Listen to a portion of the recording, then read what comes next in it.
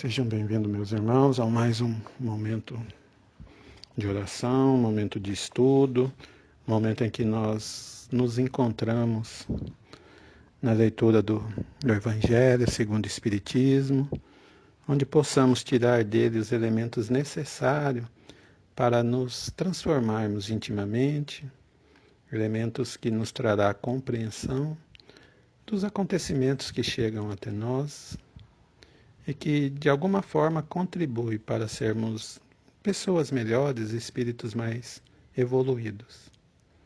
Pedimos, Mestre Jesus, o amparo nesse dia de estudo, pedimos a presença dos nossos benfeitores espirituais para que nos acompanhem no estudo de hoje. Para iniciarmos, vamos ler uma mensagem do livro Chico Xavier, pelo Espírito Emmanuel Vinha de Luz, Credores Diferentes. Eu, porém, vos digo, amai os vossos inimigos. O problema do inimigo sempre merece estudo mais acurado, certo? Ninguém poderá aderir de pronto à completa união com o adversário do dia de hoje. Como Jesus não pode rir-se com os perseguidores no martírio do Calvário.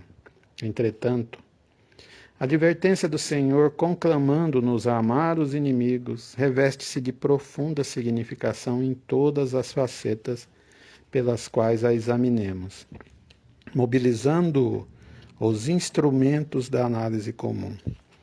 Geralmente somos devedores de altos benefícios, a quanto nos perseguem e caluniam.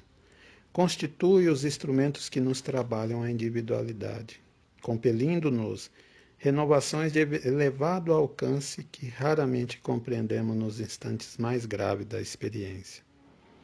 São eles que nos indicam as fraquezas, das deficiências, as necessidades a serem atendidas nas tarefas que estamos executando. Os amigos, em muitas ocasiões, são imprevidente companheiro, porquanto contemporizam com o mal os adversários, porém situam-nos com vigor.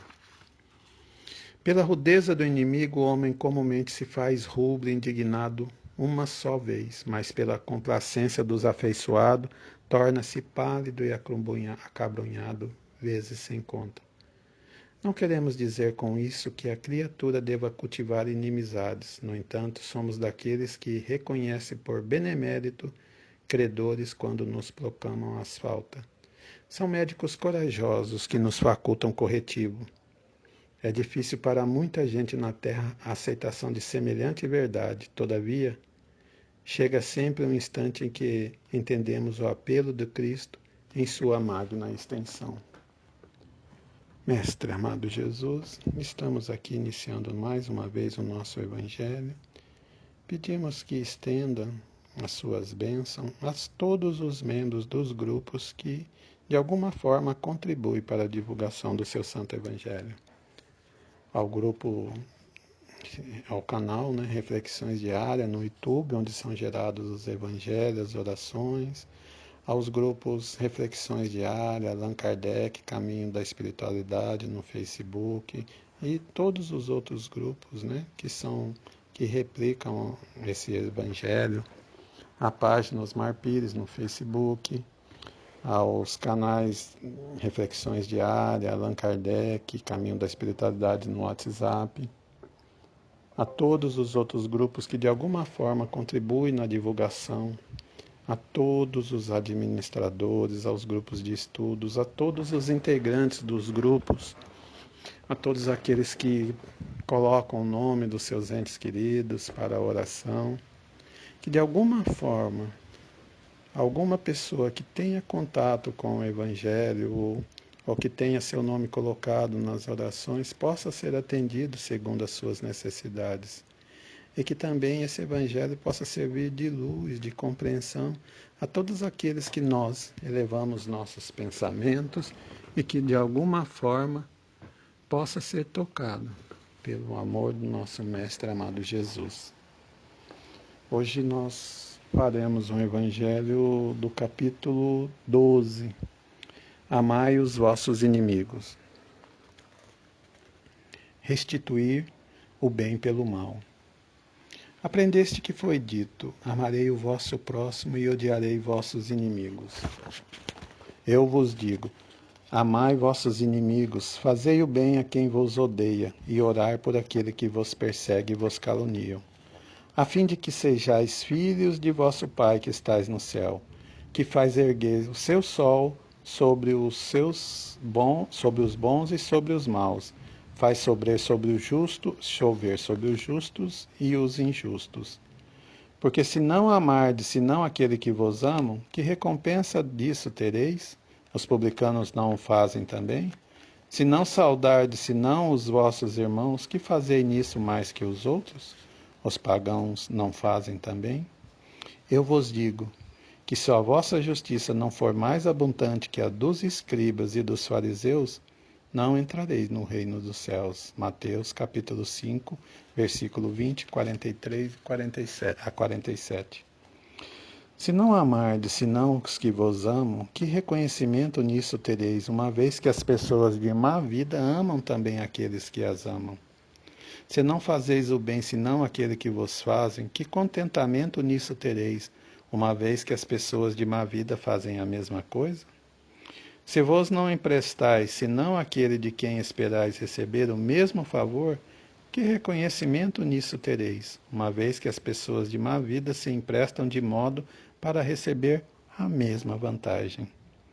Mas por vós, amai os vossos inimigos, fazei o bem a todos e emprestai sem nada disso esperar, então vossa recompensa será grande, e sereis o filho do Altíssimo, que é bom para os ingratos e mesmo para os maus. Sede, pois, cheio de misericórdia com vosso Deus, é cheio de misericórdia. Lucas 6, 32 a 36. Se o amor ao próximo é o princípio da caridade, amar os inimigos é sua ampliação sublime, porque dessa virtude é uma das maiores vitórias dadas sobre o egoísmo e sobre o orgulho. Entretanto, equivoca-se geralmente sobre o sentido da palavra amor, nessa circunstância. Jesus não entendia por essas palavras que se deve ter por seu inimigo a ternura que se tem para com um irmão ou amigo, a ternura que supõe confiança. Ora, não se pode ter confiança naqueles que sabemos não querer o mal. Não se pode ter com ele as expansões de amizade, porque sabe-se que é capaz de abusar disso entre outras pessoas que desconfiam uma das outras. Não poderá haver os impulsos de simpatia que existem entre aquelas que estão em comunhão de pensamento. Não se pode, enfim, ter o mesmo prazer ao se encontrar com um inimigo do que com um amigo.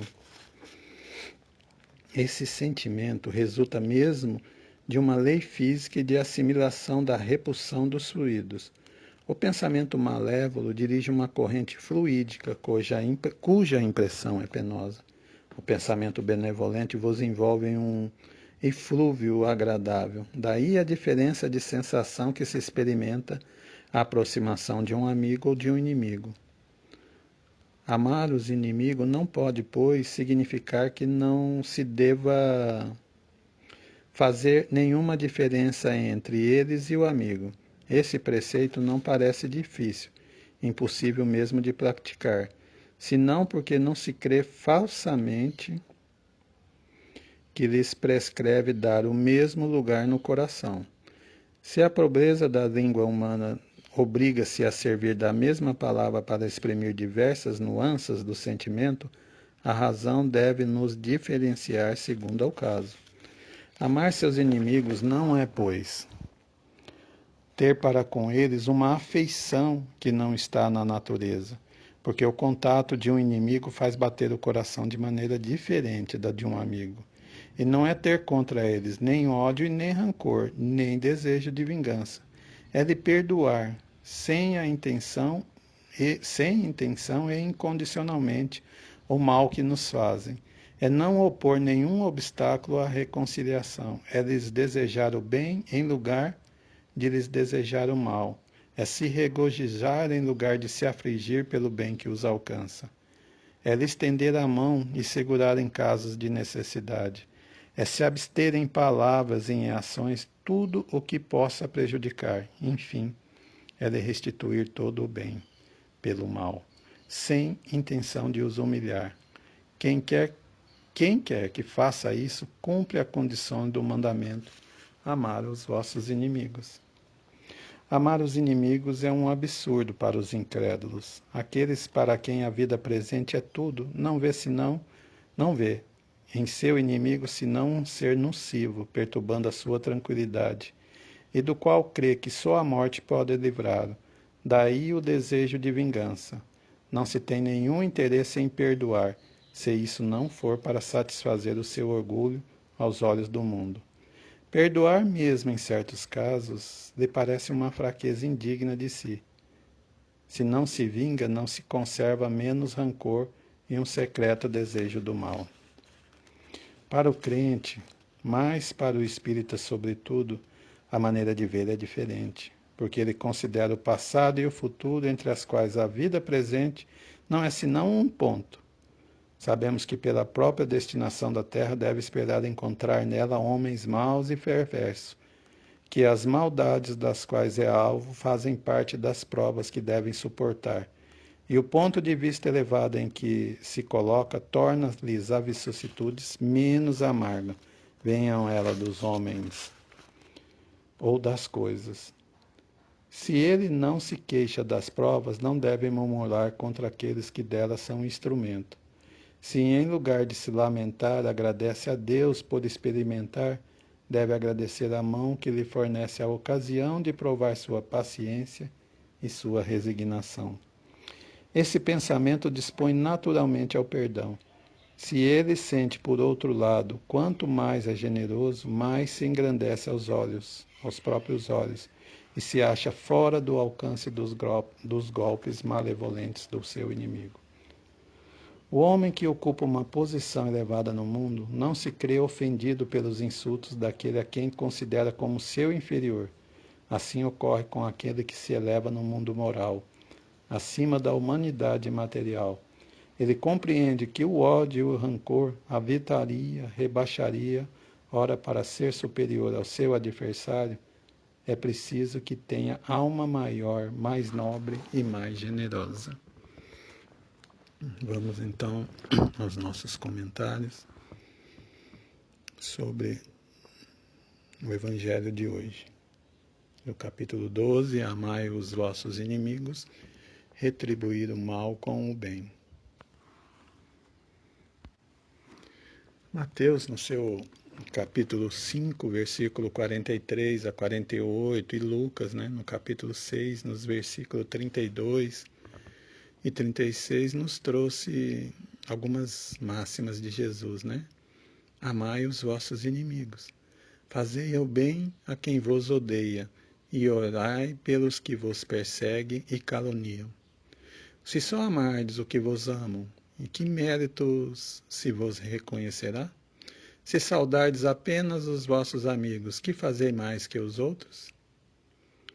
Sede, pois, cheio de misericórdia, como é cheio de misericórdia o vosso Deus. Com isso, Jesus quis nos mostrar que para sermos diferentes daqueles que nós nos criticamos, daqueles que se dizem nossos inimigos, ou daqueles que nós não gostamos, nós temos que fazer algo diferente. Porque senão estaremos sendo iguais àquilo que nós julgamos ser errado. Porque a partir do momento que eu só ofereço amor a quem me ama, eu só ofereço ajuda a quem me ajuda, eu só ofereço perdão a quem me perdoa, em detrimento aos outros membros, eu estou sendo igual àqueles. Porque esse é um procedimento ritual de todos os povos, de todas as pessoas. Mesmo aquele que nós consideramos o pior inimigo, ama alguém. Ele tem uma família, ele tem um pai, ele tem uma mãe, ele tem uma esposa, ele tem um filho e ama eles. Mesmo aquele que faz o bem só pensando na troca, também, de alguma forma, ele faz o bem. Então nós temos que ser diferente deles, porque a partir do momento que eu faço a mesma coisa que eles, eu estou sendo igual, estou colocando no mesmo nível dele. Quem me dá o direito de criticar ou de julgar o que eles fazem, se eu ajo corretamente, se eu ajo de acordo com como eles agem, Ninguém. O que vai me colocar é o meu senso moral, minha condição moral, quando eu estendo todos esses benefícios a esse tipo de pessoas. né? Eu estendo o perdão àqueles que não me perdoam, eu estendo a colaboração àqueles que não colaboram comigo, eu estendo a minha doação àqueles que nunca doam para mim, eu estendo o meu amor àqueles que me fazem mal. Quando eu faço isso, eu passo a ser diferente. Aí eu começo a ser bem visto aos olhos de Deus. Eu começo a amar o inimigo. Não na acepção de amor que nós nos conhecemos, de abraçar, de se sentir bem, mas na acepção de compreender aquele estado momentâneo que será transformado num futuro, de compreender que aquele irmão necessita do nosso amparo, da nossa ajuda, das nossas orações, mesmo que se mantenha à distância devido aos fluidos, né, magnéticos de não corresponder, mas de torcer para que ele se dê bem, torcer para que ele se encaminhe bem, não opor amanhã uma reaproximação quando houver o perdão verdadeiro. E Kardec, né, ele faz um comentário, né, sobre essas passagens, que o amar os inimigos, segundo Kardec, é a mais sublime aplicação do amor ao próximo, que representa uma das maiores vitórias contra o egoísmo e contra o orgulho. Porque ele sabe que Kardec nos traz que quando amamos isso, nós estamos combatendo o nosso egoísmo, o nosso orgulho de sermos vítimas, né? De ter sido prejudicados. Quando eu reconheço naquele pessoa, naquele irmão que me prejudicou, um irmão que às vezes necessita de amparo, de carinho, de que está doente, de que está sofrendo, de que tem outro ponto de vista, outra visão, e que não retorno para ele a mesma energia que ele devolveu para mim, mas que sim eu devolvo para ele meus momentos de oração, a minha compreensão e a minha aceitação dele como ele é, e que eu desejo que ele realmente consiga se superar disso através de uma ajuda, através de estender a mão, através de uma orientação, e não condeno e não julgo ele e afundo ele mais, eu estou na acepção de Cristo, estendendo a mão e amando os inimigos. Isso não significa que eu tenho que estar lá abraçando, beijando e falando eu te amo. Não, significa que eu compreendo ele, aceito ele como ele é e me disponibilizo quando ele precisar de uma ajuda, estar perto e torcer para que ele amanhã consiga ter uma visão mais completa da sua situação e se transformar, né, sendo uma pessoa diferente. Então, amar os inimigos não é sentir confiança, não é sentir ternura, não é sentir amizade, né? Não é essa acepção de amor que nós temos, sentir uma afeição. Amar não é sentir prazer, igual se sente na companhia de um amigo. Os fluidos não vão se bater. Não adianta nós falarmos, é meu inimigo, eu tenho que abraçar e amá-lo. Não, não é dessa forma, como nós já falamos, né? Não é forçar para que não haja diferença entre ele e os amigos. Não, vai haver diferença. Eu não posso forçar uma situação que não vou ter jeito.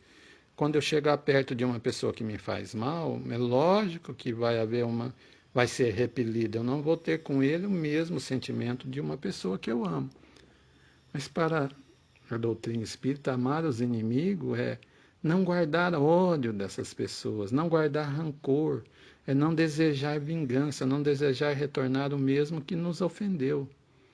É perdoar essas pessoas, é não se opor, né, a uma reconciliação.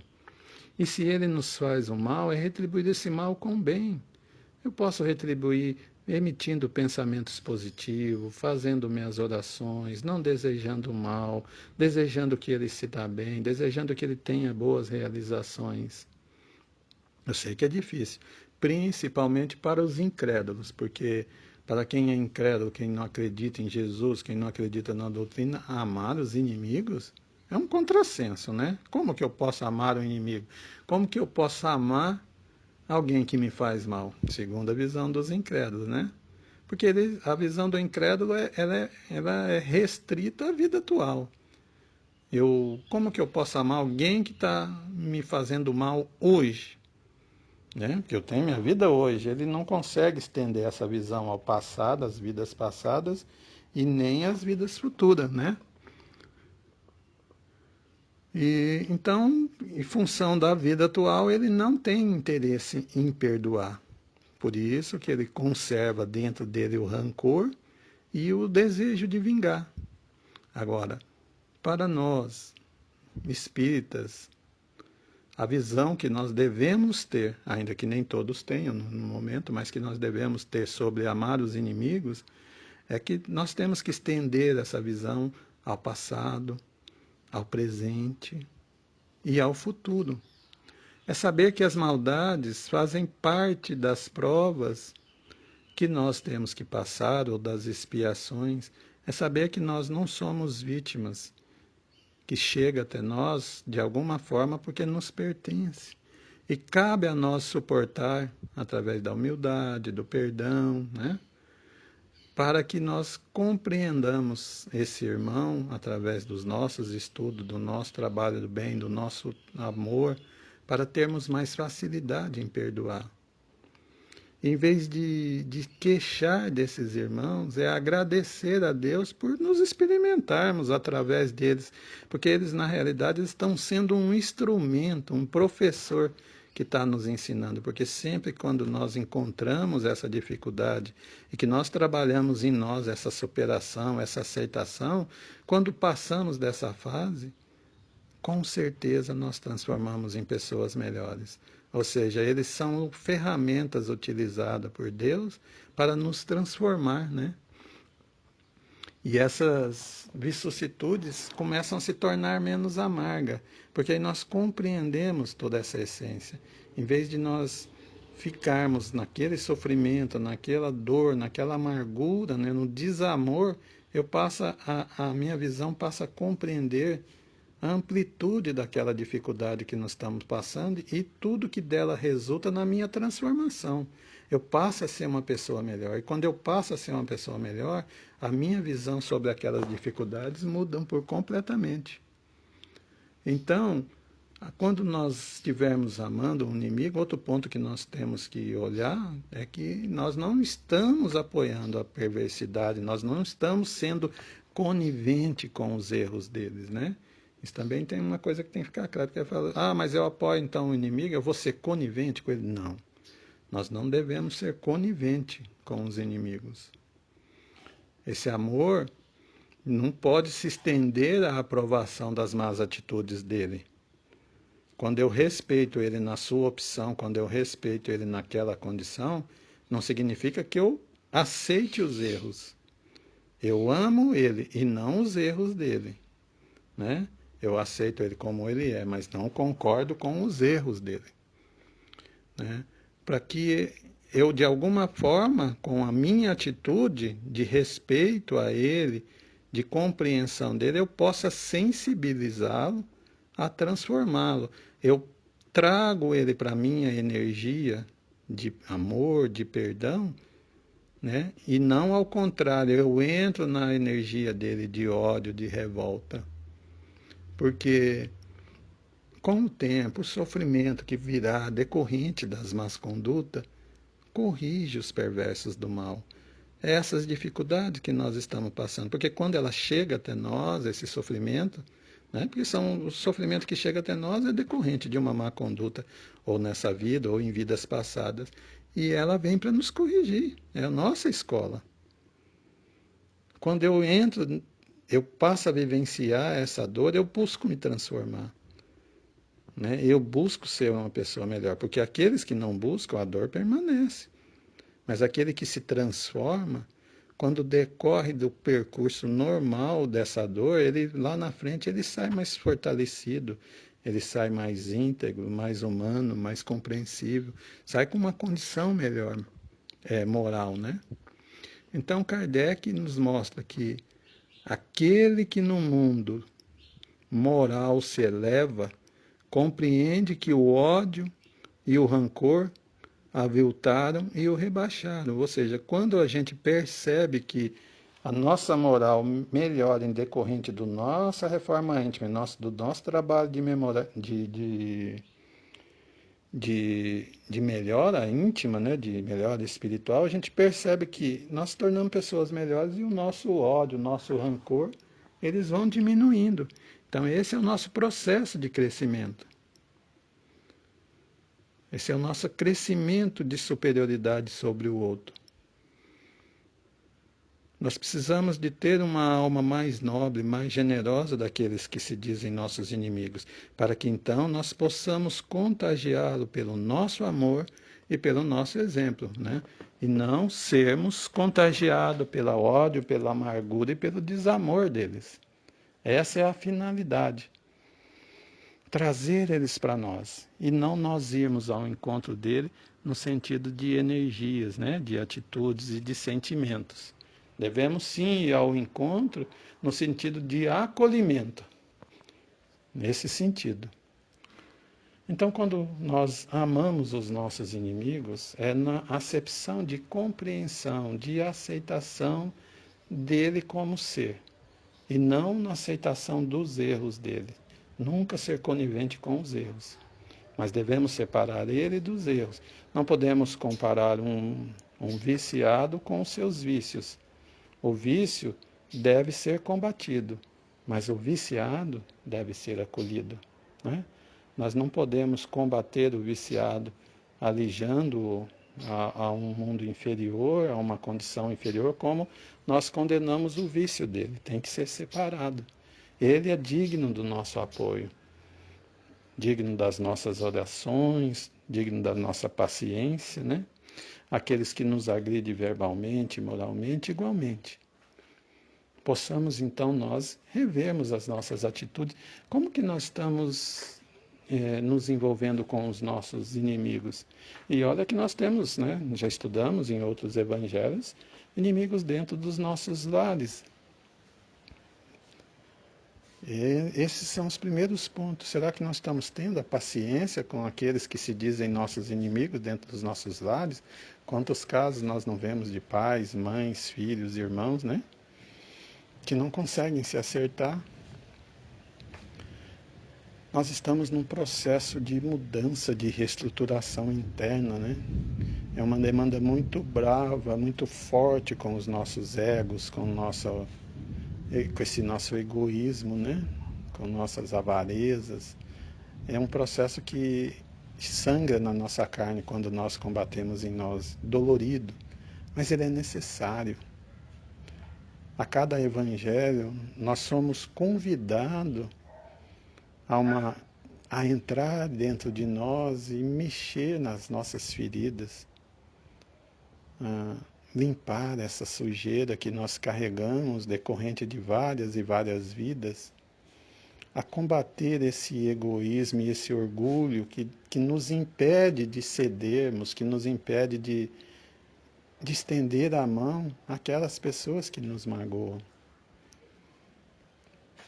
Esse é um processo lento, mas é um processo necessário, um processo que não tem mais volta. Estamos convidando a todos para refletirem mais sobre todas essas pessoas que de alguma forma chegam até vocês. Precisamos compreender que se chegou até nós é porque nós temos uma relação. Não somos vítimas em essas situações. É chegado o momento que nós temos que sentar à mesa com as nossas consequências. A nossa ceia é a consequência daqueles atos que nós praticamos, que possamos digeri-la com amor, com aceitação e temperá-la com uma transformação, com uma mudança interna. E sermos hoje, sim, diferente do que fomos antes, para que na próxima ceia de amanhã nós nos sentamos como amigos, como irmãos, e que juntos sempre possamos estender as mãos àqueles que realmente necessitam do nosso amparo. E não esquecer de que nós também magoamos outras pessoas, né? E estamos sempre pedindo a Deus para que estenda as suas mãos para nós, para que envie emissários que nos ajude, que nos abençoe. Igualmente, eles também os pedem. E Deus, no seu infinito amor, não distingue ninguém. Deus estende o seu amor, a sua água, seu ar, suas bênçãos a todos indistintamente. Cabe a nós, como vasos, ter a capacidade de absorver mais ou menos. mas as suas bênçãos caem igualitariamente. Graças a Deus, estamos encerrando mais um Evangelho. Vamos pedir, Mestre amado Jesus, que nas águas aqui postas, que estenda suas mãos sobre elas, que retire os elementos das plantas medicinais, né? Os elementos dos minerais, dos vegetais, da força telúrica da terra, da força do sol, tudo que for necessário para transformar essa água num bálsamo, num lenitivo para as nossas dores. Que ao ingerirmos essa água com essa medicação, consigamos um pouco de alívio para essa angústia que avassala os corações. Graças a Deus. E ainda reunidos agora com os nossos sentimentos, vamos pedir pelos doentes que estão nos leitos de hospitais, pelos velhos, pelos idosos que estão nos asilos, pelos jovens que estão nos orfanatos, pelos nossos jovens que perambulam no vício da droga, pelos nossos irmãos desencarnados que ainda não compreenderam a sua situação. Vamos pedir pelos nossos governantes, vamos pedir pelo planeta Terra. Vamos pedir para os casais, né, que se encontram em conflitos, para que possam valorizar mais as famílias. Vamos pedir para aquele pai de família que está desempregado e não está conseguindo ter a dignidade de sustentar seu lar. Vamos pedir para aquelas casas maravilhosas, aquelas mansões, que têm a mesa farta, mas que têm uma condição moral baixa, onde não se valoriza muitas vezes o amor, onde a avareza se faz presente. Que Jesus misericordioso possa tocar todos os corações. Vamos pedir também pelas falanges, né? Pelas falanges dos suicidas, pelas falanges dos abortados, para que todos, de alguma forma, recebam o benefício dessa oração, desse Evangelho, e que tenham seus corações tocados pelo amor do nosso Mestre Jesus Cristo. Mestre, nesse encerramento final, pedimos o amparo de toda a espiritualidade que possa nos ajudar